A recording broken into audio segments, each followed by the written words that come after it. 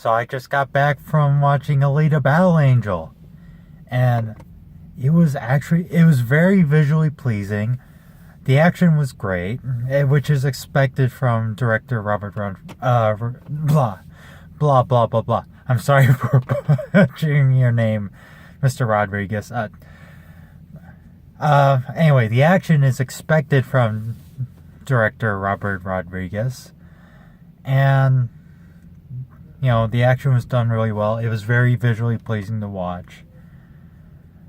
But the problems from at least the Battle Angel OVA, which I've saw, they transfer over.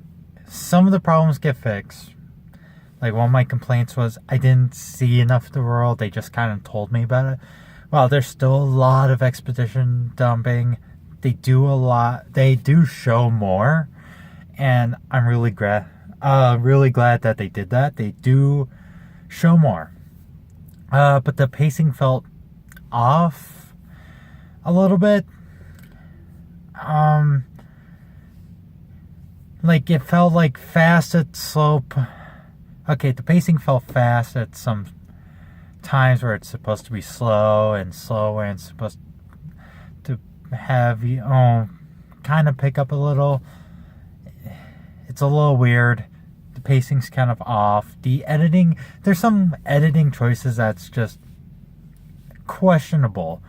I won't go into spoilers, but if you watch the movie, you'll probably understand where I'm coming from. It's near the beginning. That editing choice particularly, I question. And here's the thing, it feels a lot like the movie feels like an intro. Now, if this movie was planned to be successful, it was guaranteed successful and it was going to guarantee a sequel, fine, whatever.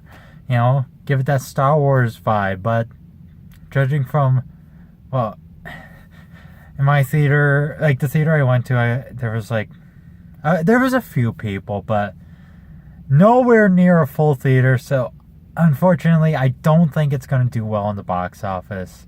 Not well enough to guarantee a sequel. So yeah, one hand it's a bummer because a lot of the designs of the characters, like the robots, and there's a lot of action in here, and so visually it's really great. This really is a movie where you just kind of want to tune your brain off and enjoy the visuals. And it's not as bad as, say, Bayformers. Ugh. Where not like you really need to tune your brain off. No, it's kind of like a Star Wars film, not the Star Wars films, if you get where I'm going with. It's just kind of like an epic. You're not supposed to really think about much. You're just kind of there to enjoy and be entertained. But yeah, and there's also the weird uncanny valley effect. Not with the CGI. They actually kind of stylize things enough where they're not trying to make it look realistic. That's my opinion.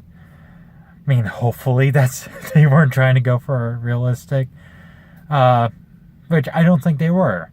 They were trying to go style over realism, which I highly appreciate. I always appreciate when directors and special effects teams, when the filmmakers put more emphasis on a style, CGI having style over realism. Because realism gives you that uncanny valley. But anyway, the uncanny valley with some of the characters, they describe them as kids, and it's just like, they look like they're in their 20s. They look like my age. Are you kidding me?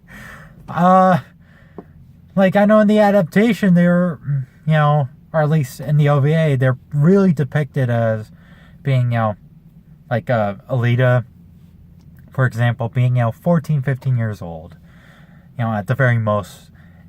But here, the actors are clearly in their 20s, and it's hard to convey that they could be any younger than 20. Maybe 18 at the youngest. But other than that, yeah. This film has its flaws. But again, it's a popcorn flick. I do recommend you go see it for the visuals. Because Robert Rodriguez does have a visual style. And it's really good. Like, it's a really visually pleasing film. And I do recommend you go see it. Just don't expect much. So anyway, that's my thoughts on Alita Battle Angel. And hey, I'll see you guys in the next video. Have a good day.